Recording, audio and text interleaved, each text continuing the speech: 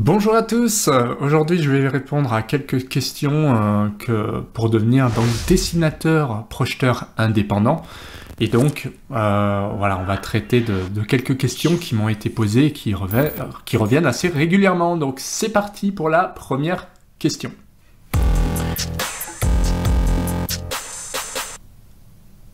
Ah, bonne question, hein. Comment on trouve du travail? Comment on trouve du travail? Eh bien, pour ma part, c'est essentiellement grâce aux réseaux sociaux type LinkedIn, où on peut espérer trouver du travail. Autre manière, c'est de passer par des plateformes dédiées aux freelance comme Yalink, Artelink ou encore Malte, qui est plus généraliste. Voilà. Ça, c'est une manière de chercher des missions. Sinon, effectivement, comme je vous le disais, trouver du travail, trouver des clients vous permet, en prospectant sur LinkedIn, en contactant directement des entreprises, des bureaux d'études, vous permettra donc de faire de la sous-traitance.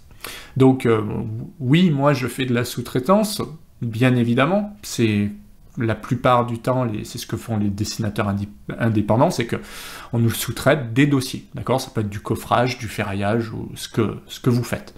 Donc voilà pour cette première question. On passe à la deuxième.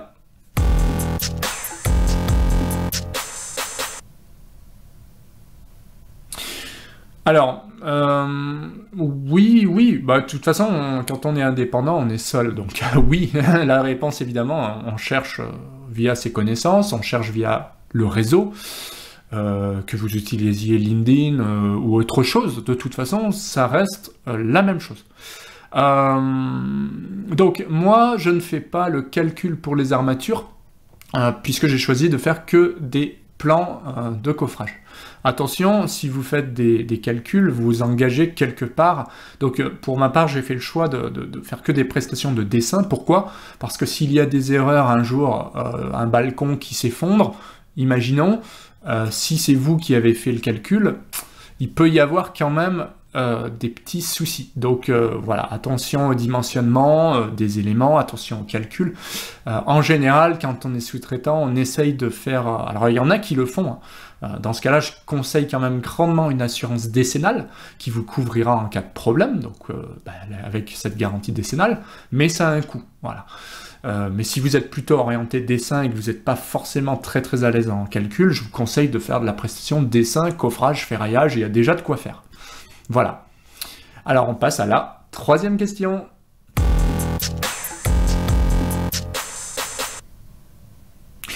Oui, alors ça, il y a deux manières de travailler. Soit vous faites des devis, c'est vous qui établissez un nombre d'heures, vous faites un devis au client en disant voilà, on va partir sur telle prestation, ça va coûter tant, merci de me signer le devis. Auquel cas, la personne signe, vous renvoie le devis et vous faites la prestation. Ensuite, vous envoyez la facture. Deuxième cas de figure, c'est sur les projets un petit peu plus longs, qui nous engagent un petit peu plus dans le temps. En général, c'est un contrat qui est signé, qui nous engage à réaliser tout ou partie du projet et qui comprend tous les tarifs qu'on aura établis avec le bureau d'études. Donc ça, c'est deux manières de fonctionner différentes. Moi, j'ai travaillé avec les deux. Pour ma part, je préfère les devis parce que ce sont des missions plus courtes, où on va plutôt réagir plus vite. Quant au contrat, ça va vous engager sur des périodes plus longues, c'est des tarifs plus importants qui seront donc potentiellement plus difficiles à chiffrer. Tout dépend là où vous êtes le plus à l'aise. Si vous voulez vous engager sereinement sur un projet de A à Z, dans ce cas-là, peut-être que vous ferez un contrat. Si c'est des dépannages ponctuels mais fréquents, vous ferez des devis et factures et ça va très bien aussi.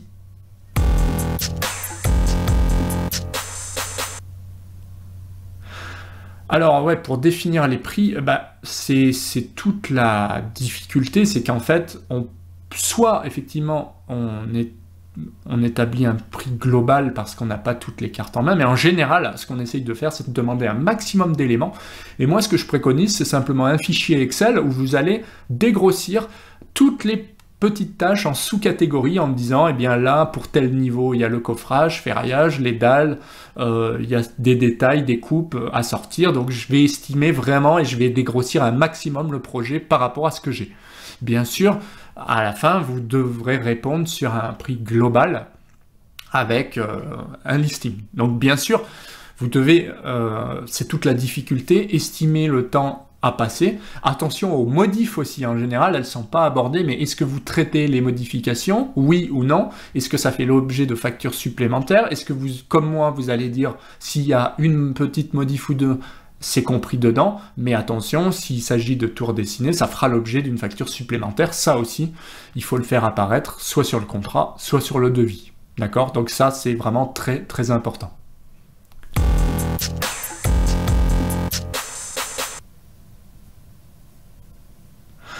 Ouais, alors comment on est payé?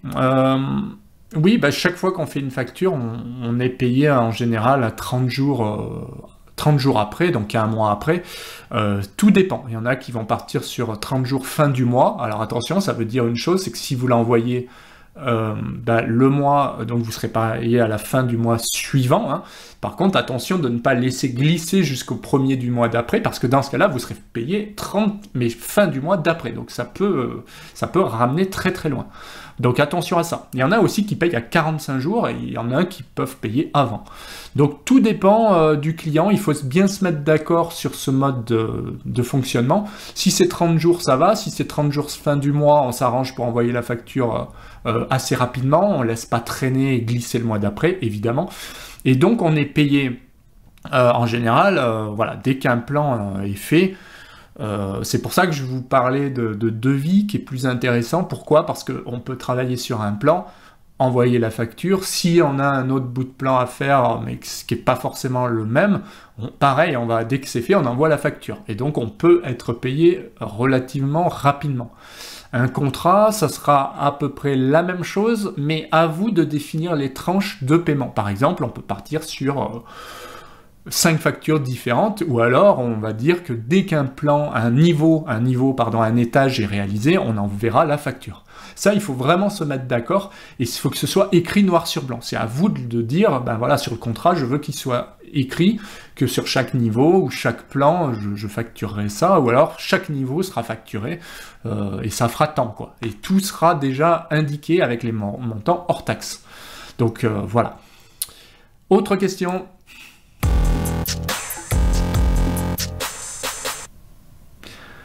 Alors oui, forfait pour tout ce qui est modification, moi non.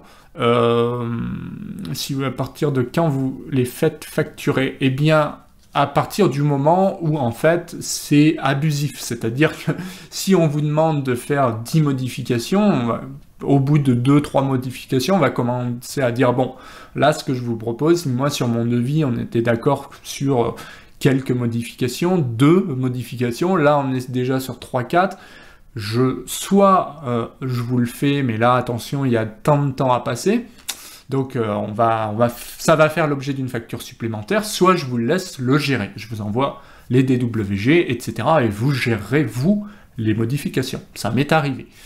Donc ça, c'est vraiment important de bien se mettre d'accord au départ, c'est-à-dire que sur le devis, sur le contrat, il faut que ce soit mentionné quelque part.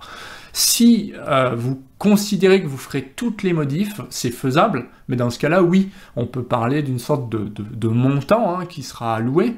En général, ça ne plaît pas. Pourquoi? Parce qu'il n'y a pas forcément de modification. Et dans ce cas-là, si vous partez sur un montant, moi, j'aime pas parce que déjà, vous allez être plus cher, mais et aussi, vous n'êtes pas à l'abri d'avoir une modification qui vous prend une semaine. Hein. Moi, j'ai déjà eu ce cas-là où, effectivement, le client modifiait complètement son plan. Et tout était fait.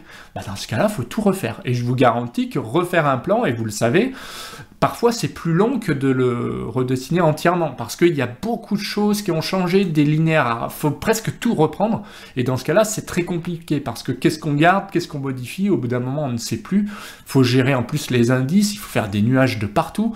Donc voilà, moi je vous conseille de partir sur quelque chose de raisonnable en disant « je vous ferai les modifications » parce que vous les incluez, bien sûr, dans le devis, vous prenez en tête, bon, on va partir sur 4 heures, 3-4 heures de modif. S'il n'y en a pas, tant mieux pour vous. S'il y en a, bah, tant pis.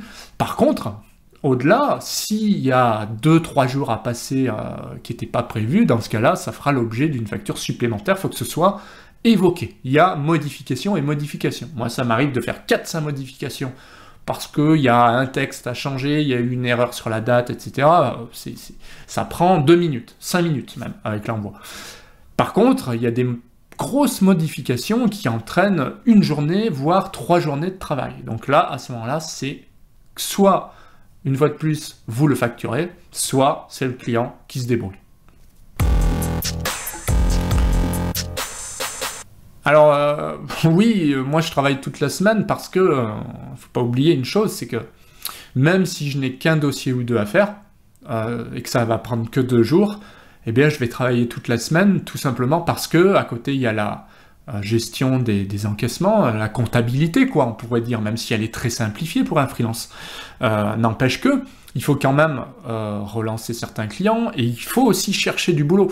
Et donc, l'entretien des réseaux, si vous faites des posts, tout ça, ça va vous prendre un certain temps. Peut-être que vous allez vous former sur un logiciel, peut-être que vous allez améliorer vos process pour gagner du temps sur les autres dossiers, et donc, oui, vous travaillerez forcément beaucoup. Alors, oui, bien sûr, on fait comme on veut, c'est le principe d'être freelance. Mais bien sûr, si vous recevez un dossier urgent et que vous vous engagez à le prendre, là, vous n'allez pas travailler comme vous voulez. Hein. Je vous garantis que, comme moi, vous allez peut-être faire des bonnes soirées, des bonnes matinées dessus. Donc ça m'arrive des fois de commencer à 5h30, 6h du mat et de finir le soir à 23h. Hein.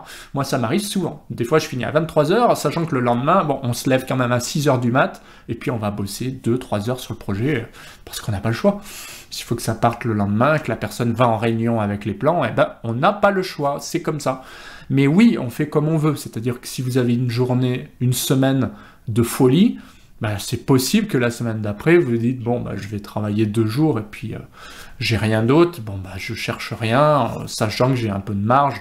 On verra la semaine prochaine. Donc oui, on fait comme on veut. Donc voilà, j'espère que vous avoir un petit peu aiguillé, en tout cas dans ces questions, des questions assez intéressantes qui m'ont été posées, hein, donc que j'ai repris ici. Donc voilà pour mes réponses. Si vous avez bien sûr des questions, n'hésitez pas, il y a une playlist qui est dédiée au métier de dessinateur-projeteur pour vous lancer ou pour avoir des conseils. Et puis si la vidéo vous a plu, pensez à mettre un petit pouce bleu, pensez aussi à vous abonner et à activer la petite clochette des notifications, ça c'est pour ne rien louper. Allez faire un tour sur mon site, vous verrez, ça vaut le coup. Et moi je vous dis à bientôt pour d'autres vidéos, prenez soin de vous, ciao.